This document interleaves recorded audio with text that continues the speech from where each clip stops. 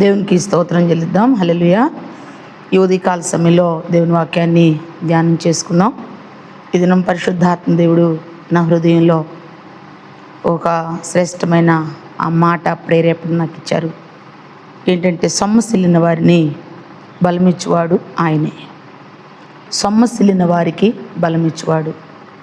నిజంగా ఈనాడు మానవ జీవితాల్లో ఎన్నో విధాల్లో అలసిపోయి సొమ్మసిల్లిపోయి ఈ లోకపు పోరాటాల్లో, వ్యాధుల్లో, బాధల్లో, సమస్యల్లో, అప్పుల్లో, ఆర్థికమైన ఇబ్బందుల్లో, అనేకమైన శ్రమల్లో అలసిపోయి సొమ్మసిల్లిపోతూ నలిగిన హృదయాలతో బలహీనలైపోతున్నటువంటి ప్రజలకి, తన జనాంగానికి దేవుడిస్తున్నటువంటి ఆదరణకరమైన మాట యెషయా గ్రంథం 40వ అధ్యాయం, యెషయా గ్రంథం 40వ అధ్యాయం 29వ వచనంలో, సొమ్మసిల్లిన వారికి బలమిచ్చువాడు ఆయనే, శక్తిహీనులకు బలాభివృద్ధి కలుగజేయవాడు ఆయనే.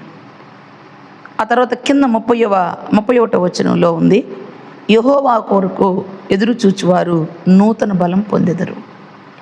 యెహోవా కొరకు ఎదురు చూచువారు నూతన బలం పొందెదరు. ఈ సమయంలో పరిశుద్ధాత్మ దేవుడు మనతో మాట్లాడుతున్నమాట, సొమ్మసిల్లిన వారిని బలపరచు దేవుడు.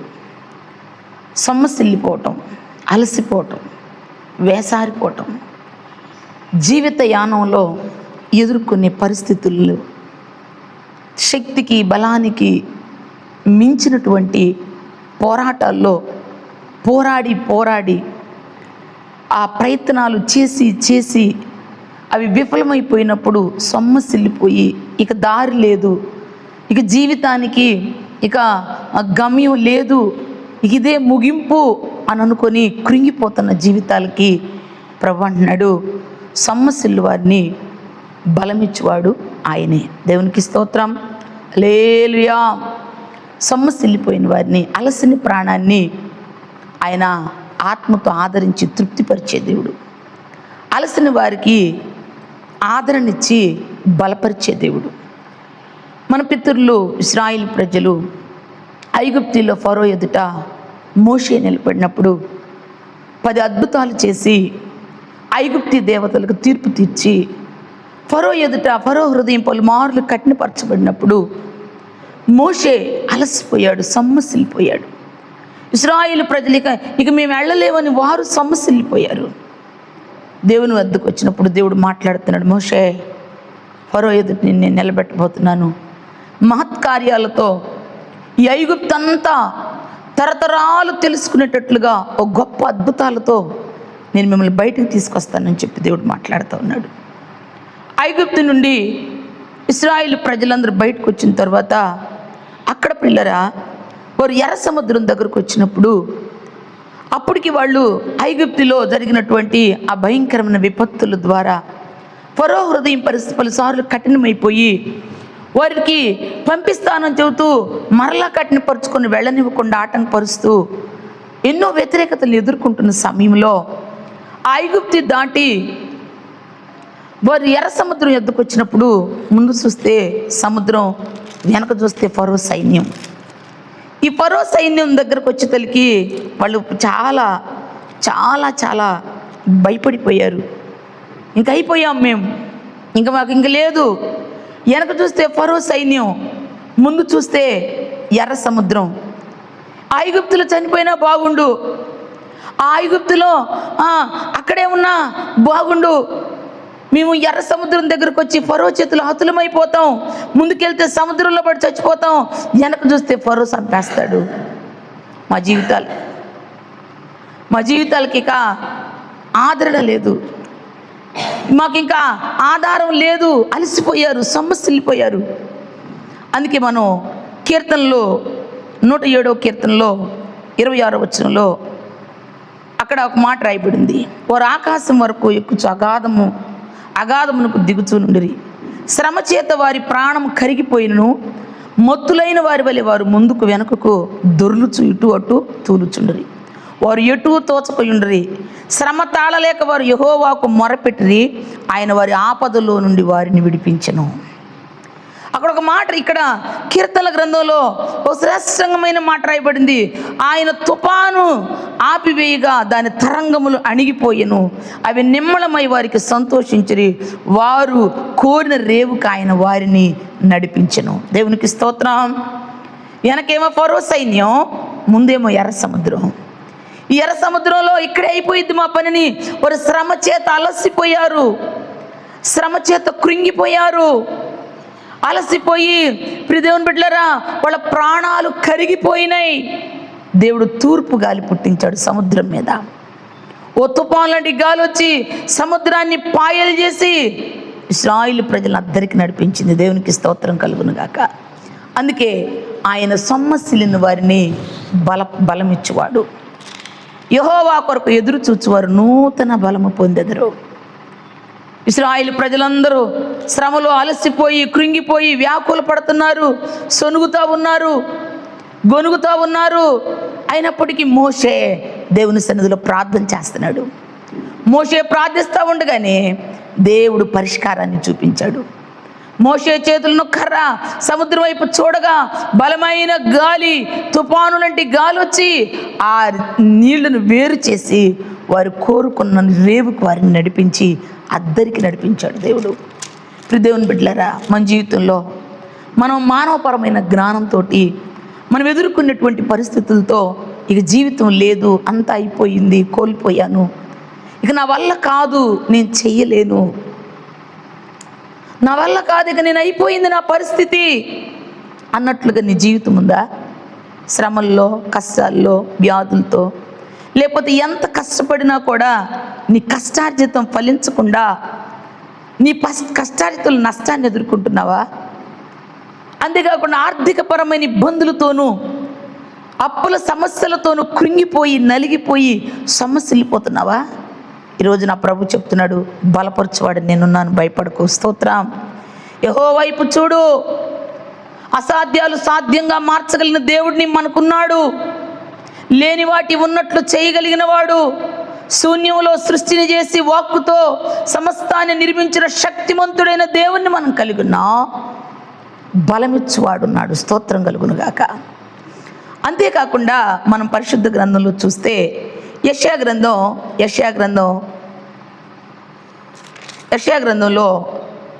41వ అధ్యాయం 10వ వచనంలో, నీవు నా దాసుడు అనియు నేను నిన్ను ఉపేక్షింపక ఏర్పరచుకుంటున్నాను, నేను నీతో చెప్పిన్నాను, నీకు తోడై ఉన్నాను, భయపడకము, నేను నీ దేవుడునై ఉన్నాను, దిగులు పడకము, నేను నిన్ను బలపరుతును, నీకు సహాయము చేయవాడును నేనే. ఈ లోకంలో అన్నీ ఉంటే అందరూ సహాయం చేస్తారు, అన్నీ ఉంటే ఆప్తులు చాలామంది ఉంటారు. మనకి ఏదైనా బలహీనతలు వచ్చినా, లేకపోతే ఆర్థిక సంబంధమైనటువంటి ఇబ్బందులు ఎదురుపడుతున్నా, ఎంతమంది ఉన్నా ఎవరు మన దగ్గరికి రారు. నేనున్నాను అని చెప్పగలిగిన వాళ్ళు మనకంటూ ఎవరు లేరు. కానీ ప్రభు అంటున్నాడు, నేనున్నాను, భయపడకు, దిగులు పడకు, నీకు నేను తోడై ఉన్నాను, భయపడకు, నేను నీ దేవుడినై ఉన్నాను, దిగులు పడకు, నేను నిన్ను బలపరుతును, నీకు సహాయము చేయవాడను నీ దేవుడైన నేనే, నీ సహాయము చేయవాడు నేనే, నీతిను నా దక్షిణ హస్తముతో నిన్ను ఆదుకొందును. దేవునికి స్తోత్రం కలుగును గాక. ఆయన హస్తంతో ఆదుకునే దేవుడు. మనం అందరూ ఉన్నారు, వారు నాకెవరు సహాయం చేయలేదని మనకున్న బంధువుల వైపు, రక్త సంబంధుల వైపు, లేకపోతే మనకు తెలిసిన వారి వైపు మనకున్న ఇబ్బందుల మధ్య ఎవరు మనతో రారు. ఒకవేళ ఏదైనా ఫోన్ చేసినా వాళ్ళు అంటారు, ఇప్పుడు బిజీలో ఉన్నాం, తర్వాత మాట్లాడతామంటారు. లేకపోతే కలుద్దామని మేము మీ ఇంటికి వస్తామనంటే మేము వాళ్ళ ఇంటికి వెళ్ళలేము, ఎప్పుడైనా ఖాళీ ఉన్నప్పుడు మేము చెప్తాం, ఇప్పుడు రండి అంటారు.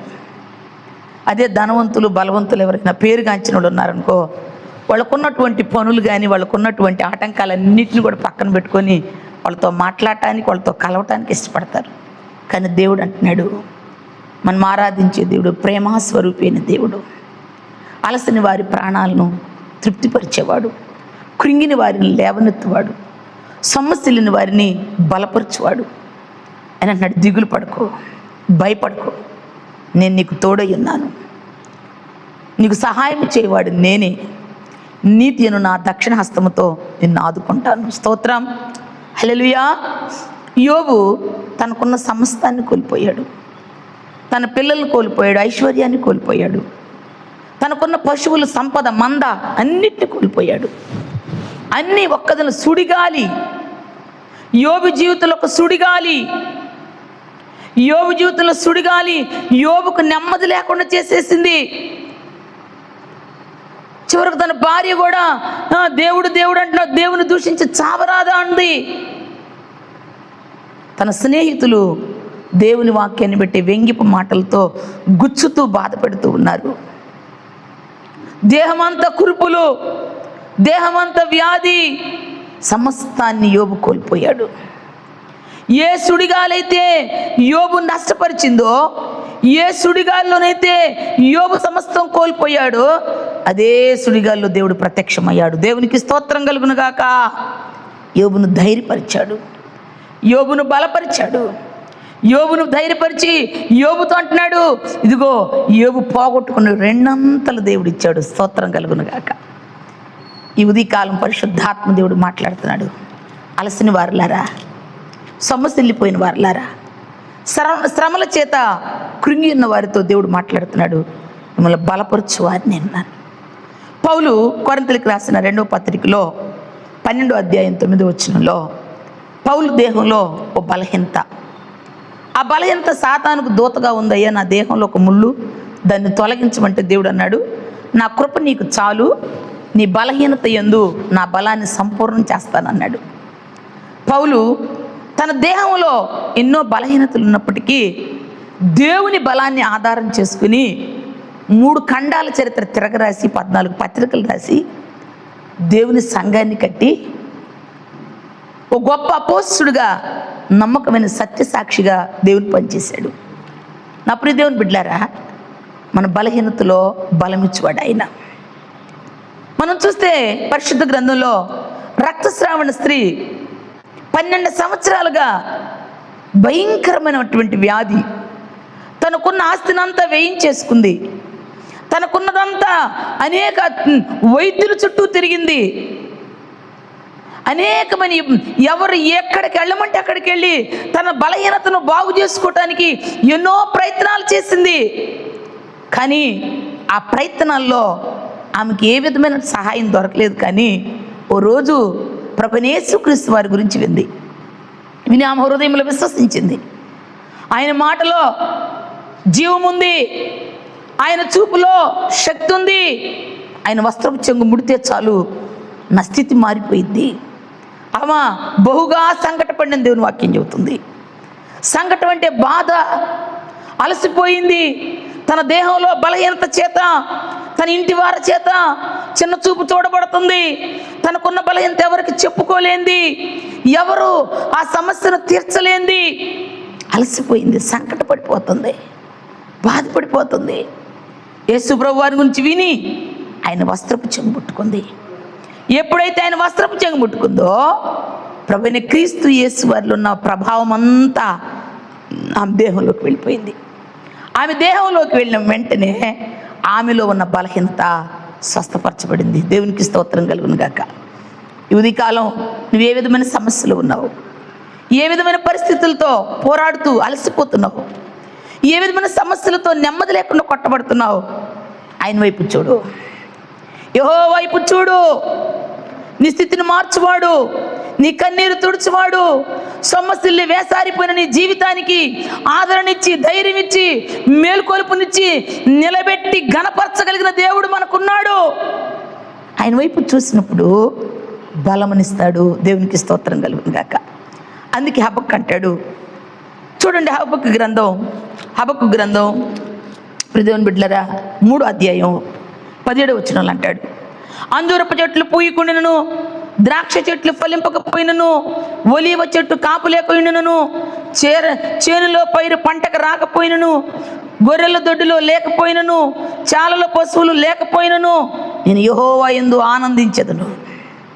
ఏమి లేకపోయినా, ఏమి రాకపోయినా, నాకున్న ఆశల సౌధాలన్నీ కూలిపోయినా, నాకు ఒక నిరీక్షణ ఉంది, నాకు ఒక రక్షణకర్త ఉన్నాడు, నన్ను ఆదరించువాడు, నన్ను లేవనెత్తువాడు, నా స్థితి మార్చువాడు, నన్ను బలపరచువాడు. ఎక్కడ నేను పడి కృంగిపోయానో నాకు చేయినిచ్చి లేవనెత్తి నడిపించగల రక్షణకర్త ఉన్నాడు. నాకు స్తోత్రం కలుగును గాక. నేను యెహోవా యందు ఆనందించెదను, నా రక్షణకర్త అయిన నా దేవుని యందు నేను సంతోషించెదను. ప్రభువుకు యెహోవాయే నా బలం, ఆయన నా కాళ్ళను లేడి కాళ్ళ వలె చేయును. స్తోత్రం. ఉన్నత స్థలముల మీద ఆయన నన్ను నడవజేయును.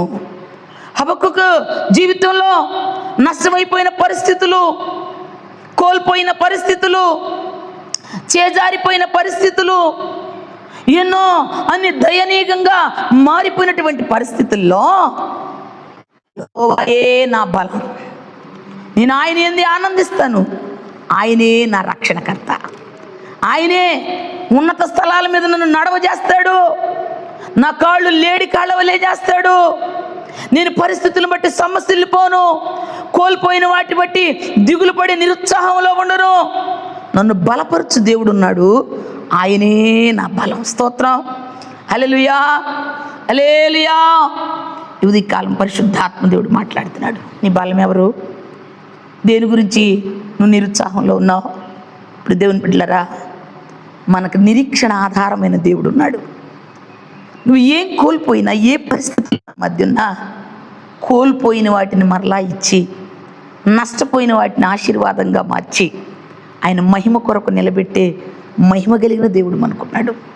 భయపడకు, నిరుత్సాహపడకు, జడియకు, నువ్వు బలపరిచే దేవుడు ఉన్నాడు. స్తోత్రం కలుగును గాక. దేని విషయంలో నువ్వు చింతిస్తున్నావో ఈ రోజు నా ప్రభు అంటున్నాడు, యెహోవాయే నా బలం, యెహోవాయే నా బలం, ఆయనే మన బలం. ఆయన కృంగిన వారిని లేవనెత్తువాడు, సమస్యలు వారిని బలపరచువాడు, ఆదరణ లేని వారికి ఆదరణిచ్చే ఆదరణకర్త. కనుక ఆయన సన్నిధిలో ఈ ఉదయకాలం సమస్యలిపోతున్న జీవితాన్ని బలపరచడానికి పరలోకమందున్న తండ్రి ఉన్నాడు. భూమి మీద మన పరిస్థితులు మార్చడానికి ఈ భూలోక సహాయాలన్నీ, ద్వారాలన్నీ మనకు మూయబడినా పరలోక ద్వారం తెరవబడి ఉంటుంది. స్తోత్రం కలుగును గాక. పరలోక ద్వారం ఎప్పుడు తన పిల్లల కోసం ఆయన తెరిచి ఉంచుతాడు. అందుకే ఆయన శిష్యులకు ప్రార్థన నేర్పేటప్పుడు పరిరక్షకుడైన ప్రభు అంటున్నారు, పరలోకమందున్న మా తండ్రి, మీ నామం పరిశుద్ధపరచబడును గాక, మీ రాజ్యము వచ్చును గాక. పరలోకమందున్న తండ్రి ఉన్నాడు, మనల్ని బలపరిచే తండ్రి, ఆదరించే తండ్రి. ఆయన వైపు నిరీక్షణతో ఎదురు చూసేవారిని మేలు చేయటానికి ఆతురత పడే తండ్రి మనకున్నాడు. మన జకరియా గ్రంథం 9వ అధ్యాయంలో చూస్తే దేవుని బిడ్డలారా, అక్కడ ఒక శ్రేష్టమైన మాట రాయబడి ఉంటుంది. జకరియా గ్రంథం 9వ అధ్యాయం 12వ వచనంలో, బంధకముల్లో పడి ఉండి నిరీక్షణ గలవారలారా, నీ కోటలను మరలా ప్రవేశించుడి, రెండంతలుగా మీకు మేలు చేసేదనని నేడు నేను మీకు తెలియజేయుచున్నాను. దేవునికి స్తోత్రం.